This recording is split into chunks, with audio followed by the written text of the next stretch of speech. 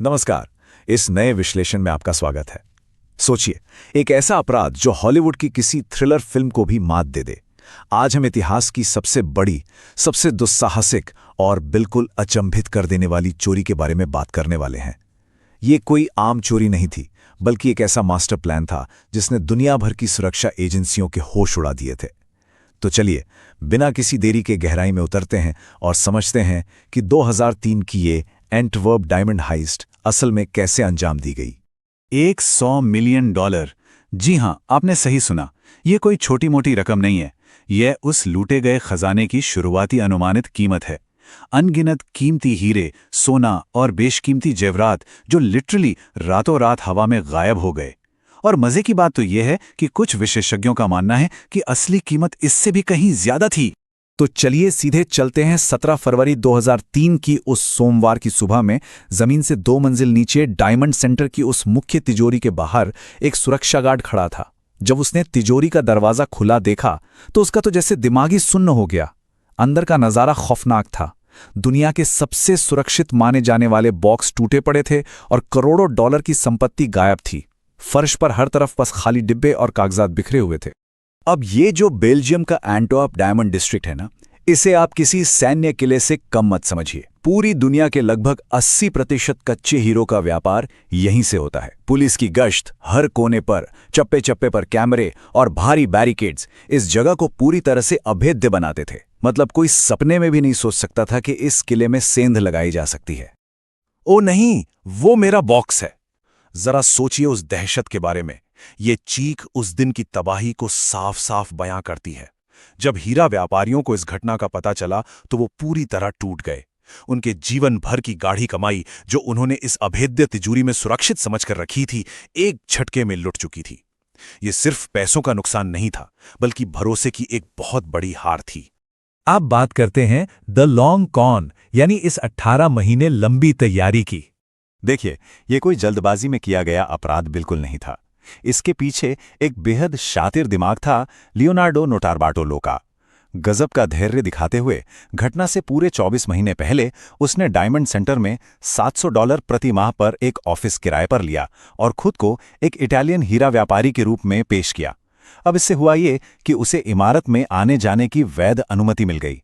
उसने हर सुरक्षा खामी का बारीकी से अध्ययन किया और आप यकीन करेंगे, उसने चोरी का अभ्यास करने के लिए तिजोरी का बिल्कुल हूबहू मॉडल तक बनवा डाला। जाहिर है इतना बड़ा काम लियोनार्डो अकेले तो कर नहीं सकता था, तो उसने इटली के पेशेवर चोरों की एक सुपर टीम बनाई जिसे द स्कूल ऑफ ट्यूरिन कहा जाता था। इस टीम में हर किसी का अपना एक खास काम था। खुद लियोनार्डो था द आर्टिस्ट, ताले तोड़ने का उस्ताद था the king of keys, alarm को चकमा देने वाला था द जीनियस, और उनके साथ था द मॉन्स्टर। मतलब ये एक एकदम परफेक्ट टीम थी। और यहां सबसे दिलचस्प बात क्या है पता है? ये विरोधाभास आपको हैरान कर देगा। करोड़ों डॉलर की हाईटेक सुरक्षा प्रणाली को चकमा देने के लिए इस टीम ने क्या इस्तेमाल किया? एक मामूली सी तकनीक। लियोनार्डो ने तिजोरी के ठीक ऊपर एक छोटा सा स्पाई कैमरा छिपा दिया था, जो एक पेन के अंदर था। इस छोटे से कैमरे ने गार्ड्स की हर हरकत को रिकॉर्ड किया और तिजोरी का कॉम्बिनेशन खोलते हुए उनकी उंगलियों के निशानों को भी कैमरे में कैद कर लिया। चलिए अब आते हैं उन 10 असंभव सुरक्षा परतों पर। ये मुख्य तिजोरी दुनिया के सबसे सुरक्षित जगहों में गिनी जाती थी, लेकिन इन अत्याधुनिक सेंसर्स को उन्होंने कैसे मात दी? एकदम रोजमर्रा की सस्ती चीजों से। इंफ्रारेड हीट सेंसर को अंधा करने के लिए उन्होंने महिलाओं के हेयर स्प्रे का इस्तेमाल किया, डॉपलर रडार को चकमा देने के लिए स्टाइरोफोम के टुकड़ों का उपयोग किया, और लाइट डिटेक्टर, उसे बस एक काले रंग के इलेक्ट्रिकल टेप से ढक दिया। ये सादगी ही सच में उनकी सबसे बड़ी ताकत थी। तिजोरी के भारी भरकम दरवाजे पर एक और खतरनाक सुरक्षा चक्र था, एक मैग्नेटिक सील। जैसे ही दरवाजा खुलता, साइलेंट अलार्म बज जाता। लेकिन द जीनियस ने इसका भी एक शानदार तोड़ निकाल लिया। उन्होंने एल्यूमिनियम की एक कस्टम प्लेट का इस्तेमाल करके उस मैग्नेटिक फील्ड को बनाए रखा और दरवाजा खोलने के बावजूद कोई साइलेंट अलार्म नहीं बजा। ये सब करने के बाद भी एक सबसे बड़ी रुकावट बाकी थी, 100 मिलियन कॉम्बिनेशन वाला मुख्य ताला। लेकिन चोरी किए गए उस वीडियो फुटेज और द किंग ऑफ कीज द्वारा बनाई गई 1 फुट लंबी जाली चाबी की मदद से उन्होंने इस असंभव ताले को भी सफलतापूर्वक खोल लिया। और इस तरह शुरू हुआ उनका द फ्लॉलेस एग्जीक्यूशन, यानी एकदम बेदाग ऑपरेशन। जमीन के नीचे पूरे 36 घंटे तक ये ऑपरेशन एकदम सन्नाटे में चलता रहा। अंदर पहुंचने के बाद उन्होंने अपने खास उपकरणों से 189 में से 109 बॉक्स तोड़ डाले। वहां इतना खजाना था कि वो उसे उठा तक नहीं पा रहे थे। उन्होंने अपनी क्षमता से अधिक हीरे, गहने और नकदी थैलियों में भरी, और फिर भी करोड़ों का खजाना उन्हें वहीं फर्श पर छोड़ना पड़ा, क्योंकि भाई उनके पास उसे ले जाने की जगह ही नहीं बची थी। नतीजा अकल्पनीय था।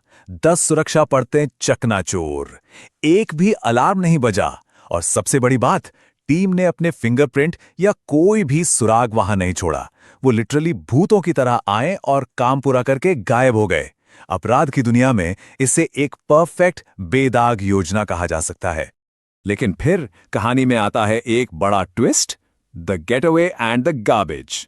यहां तक ये कहानी किसी सस्पेंस थ्रिलर से कम नहीं लगती, लेकिन एक बेवकूफी भरी गलती ने पूरा पासा ही पलट दिया। एक तरफ $100 मिलियन की ये परफेक्ट चोरी, और दूसरी तरफ क्या, एक आधा खाया हुआ सलामी सैंडविच। टीम के एक सदस्य स्पीडी को इटली भागते समय घबराहट हुई और उसने अपनी कार की खिड़की से कचरे से भरा एक बैग हाईवे के किनारे जंगल में फेंक दिया, और बस यही उसकी जिंदगी की सबसे बड़ी गलती साबित हुई। वो जमीन ऑगस्ट वैन कैंप नाम के एक व्यक्ति की थी। जब पुलिस ने उस कचरे की जांच की तो आप सोच भी नहीं सकते उन्हें क्या क्या मिला। डायमंड सेंटर के फटे हुए दस्तावेज, तिजोरी के नंबर वाले लिफाफे, चोरी की गई वो निगरानी वीडियो टेप, एक सुपरमार्केट की रसीद और वही आधा खाया हुआ सैंडविच। इन सबूतों ने सीधे लियोनार्डो और उसकी टीम के दरवाजे तक का रास्ता खोल दिया। उस सैंडविच से जो डीएनए मिला वो सीधे लियोनार्डो से मैच कर गया। सुपरमार्केट की रसीद के समय और सीसीटीवी फुटेज से द मॉन्स्टर पकड़ा गया। इसके कुछ ही दिनों बाद जब लियोनार्डो वापस डायमंड सेंटर आया तो पुलिस ने उसे धर दबोचा। सोचिए, 18 महीने की बेदाग योजना महज एक कचरे के बैग ने बर्बाद कर दी। चलिए अब बात करते हैं द मिसिंग मिलियंस, यानी उन गायब हुए करोड़ों रुपयों की। मास्टरमाइंड लियोनार्डो को तो 10 साल की सजा हो गई, लेकिन बेल्जियम के अधिकारियों को उस बेहिसाब खजाने का महज 10% ही वापस मिल पाया। बाकी का 90% खजाना वो आज भी लापता है। वो हीरे कहाँ गए ये कोई नहीं जानता। उन कच्चे हीरों की कोई खास पहचान तो थी नहीं, तो उन्हें दुनिया भर के काले बाजार में आसानी से खपा दिया गया होगा। और फिर सालों बाद जेल से लियोनार्डो ने एक ऐसा दावा किया जिसने सबको चौंका दिया। उसने कहा कि ये पूरी चोरी असल में डायमंड सेंटर के ही एक व्यापारी द्वारा करवाया गया एक बीमा घोटाला था। लियोनार्डो के मुताबिक उन्होंने केवल $20 मिलियन की चोरी की थी और बाकी की संपत्ति उस व्यापारी ने खुद ही गायब कर दी थी ताकि वो बीमा कंपनी से मोटा पैसा ऐंठ सके। हालांकि ये बात कभी साबित नहीं हो सकी। तो सवाल ये उठता है कि वास्तव में वो लाखों करोड़ों डॉलर आखिर हैं कहां? क्या द स्कूल ऑफ ट्यूरिन के लोग आज भी उन हीरों के सहारे कहीं ऐश कर रहे हैं, या फिर लियोनार्डो वास्तव में किसी बहुत बड़े खेल का सिर्फ एक मोहरा भर था? ये घटना हमेशा के लिए इतिहास के सबसे बड़े और सबसे रहस्यमय मामलों में से एक बनी रहेगी। इस विश्लेषण में हमारे साथ जुड़ने के लिए आपका बहुत बहुत धन्यवाद।